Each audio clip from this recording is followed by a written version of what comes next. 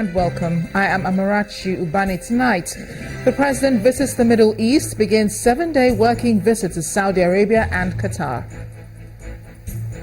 Former Senate President David Mark continues his duties in the Senate, wins again, becomes one of the oldest serving senators since 1999. Setback for the education sector in Benue State as rampaging herdsmen force 500,000 children out of school. And controversy in Niger as 1.5 million people without proper identification are approved by authorities to cast their votes during presidential and parliamentary elections.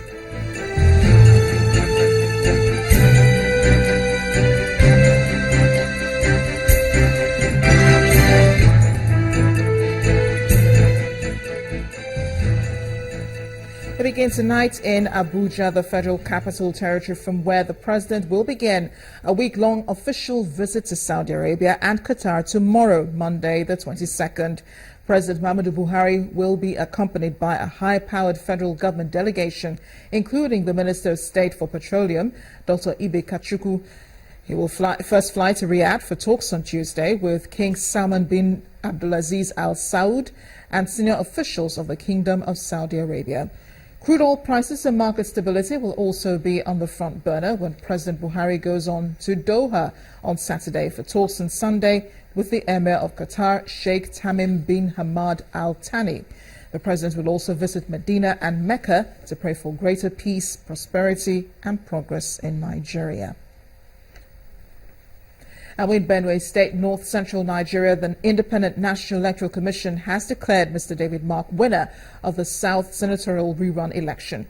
Senator Mark pulled a total of 84,192 votes to beat Daniel Onje of the APC with 71,621 votes. Accreditation and voting commenced simultaneously in the 9 local governments that make up the Benue South Senatorial District, where a rerun election was held on Saturday. The election follows a Court of Appeal judgment which nullified the election of Mr. David Mark as the senator representing the zone in an earlier election held on March 28, 2015. After voting and collation of results from the 9 local government areas, the returning officer gives the poll verdict at about 5:45 a.m.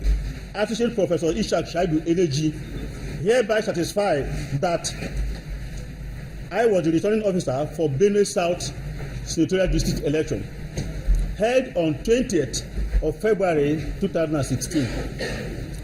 The election was contested and the candidates received the following votes. Comrade Daniel Donald Oje of APC, 71,621. 71621.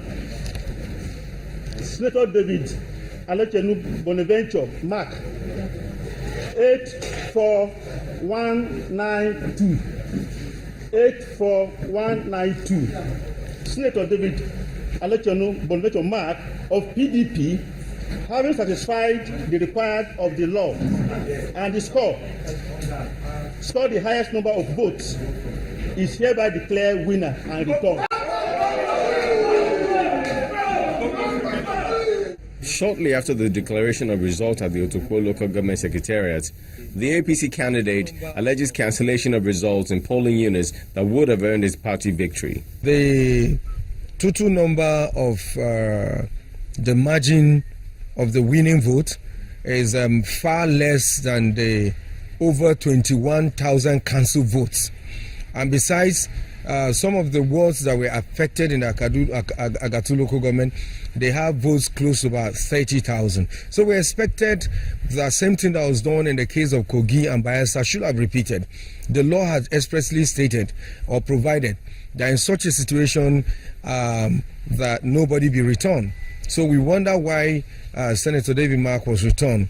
Responding to the victory and the call for supplementary elections in the council polling units, Senator David Mark says his election reflects the will of the people. I want to thank every son and daughter of the Doma land, my old motherland. And this once more to serve the domination,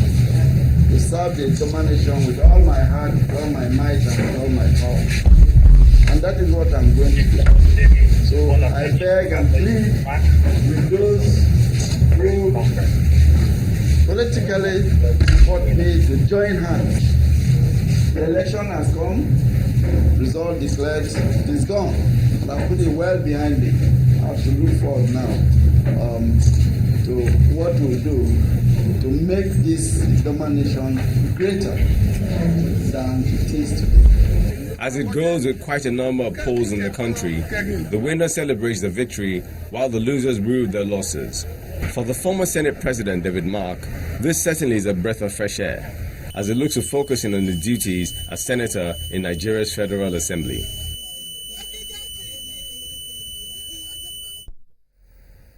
Let's discuss this further now. I'm being joined on the news at 10 by Dr. Kayode Eswola of the Department of Political Science at the University of Lagos. You're welcome to the news at 10. Thank you very much. Well, thanks for joining us tonight. Another rerun election in 7 states. Did you see this coming? Yeah, I saw it coming. You did? Yes, I did.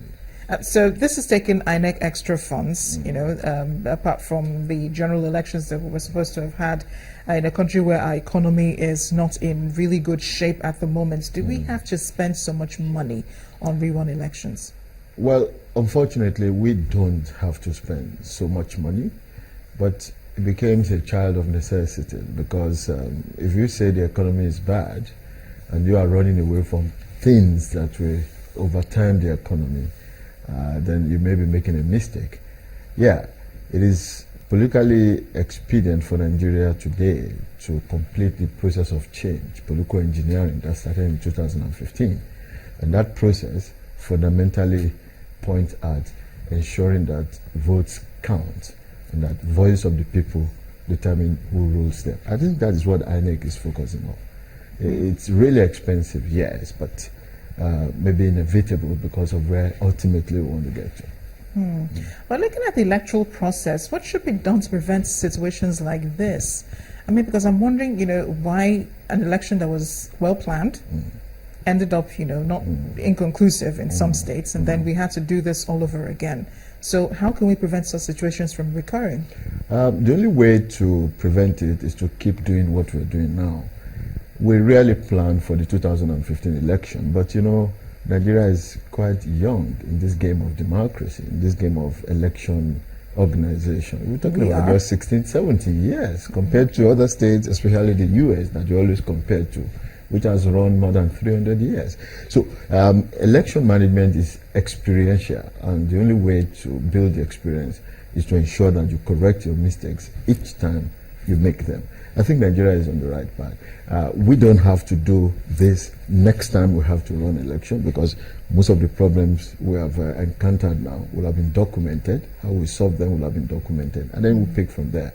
All we need to do is ensure that the civil society is strong, active, and proactive enough to hold the federal government responsible and prevent it from perverting this process that we have got into. But does this show that there has been significant improvements in the conduct of elections? I think so. There is some kind of improvement, but how significant I may not know because that's a very porous word. It depends on how it strikes you. But I think we're not doing badly in terms of ensuring that we make mistakes, but we insist on correcting them. That's my emphasis, okay? And that's why I'm saying it is experiential. Once you make mistake, correct it, so you will never again go back to it in your future days. That's what Nigeria is doing now, and I think it's a step in the right direction.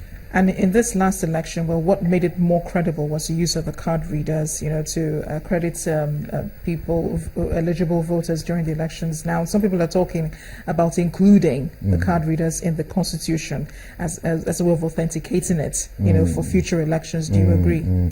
Well, that may not be necessary. Remember, card reader itself is not a concept. It's an attempt to solve a problem that emerged. If you include it in the Constitution now and another problem raises its head, in the next 4 or 5 years, are you going to invent another thing only to sit down again and start amending the Constitution? No. I think rather than including it in the Constitution, what we should do is ensure that we state in the Constitution that any means that is necessary at any point in time towards ensuring that elections are freely and fairly conducted should be included by INEC. Once that power is given to INEC, then it can be card reader this year, it can be card controller in the next 15 years, whatever name it is.